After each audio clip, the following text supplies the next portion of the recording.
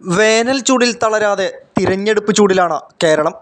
മലയോര പ്രദേശങ്ങളിൽ രാഹുൽ ഗാന്ധിയുടെ റോഡ് ഷോ പ്രവർത്തകരുടെ ആവേശക്കടലായി മാറി. കൊടിയത്തൂർ തെയ്യത്ത് കടവ് പാലത്തിന് സമീപം മുതൽ കോട്ടമ്മൽ വരെ നടന്ന റോഡ് ഷോയിൽ പ്ലക്കാർഡുകളേന്തിയും വിണ്ണിൽ ബലൂണുകൾ പറത്തിയും ആയിരങ്ങൾ അണിനിരന്നപ്പോൾ ഇരുവഴിഞ്ഞിപ്പുഴയുടെ തീരം ജനസാഗരമായി മാറി. തുറന്ന വാഹനത്തിലിരുന്ന് രാഹുൽ ഗാന്ധി കൈവീശി അഭിവാദ്യമർപ്പിച്ചപ്പോൾ വഴിയോരങ്ങളിൽ ആബാലവൃദ്ധജനങ്ങളും ആഹ്ലാദത്തോടെ വരവേറ്റു.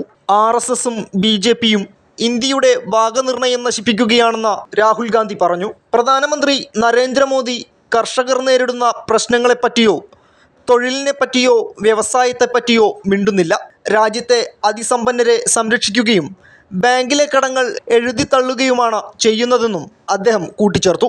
ഭൂമിയിലെ ഏറ്റവും വലിയ അഴിമതിയെ സംരക്ഷിക്കാനുള്ള ശ്രമവും പ്രതിരോധവുമാണ് നരേന്ദ്രമോദി നടത്തുന്നത്. തെരഞ്ഞെടുപ്പ് കടപ്പത്ര പദ്ധതിയെ പ്രതിരോധിച്ച് രാജ്യത്തെ ബിസിനസ്സുകാരെ കൊള്ളയടിക്കാനുള്ള ശ്രമങ്ങളാണ് നടക്കുന്നത്. രാജ്യത്തെ ഇലക്ട്രൽ ബോണ്ട് സ്കീം കൊള്ളയടിക്കുന്ന പദ്ധതിയായി മാറുകയാണെന്നും രാഹുൽ ഗാന്ധി ആരോപിച്ചു.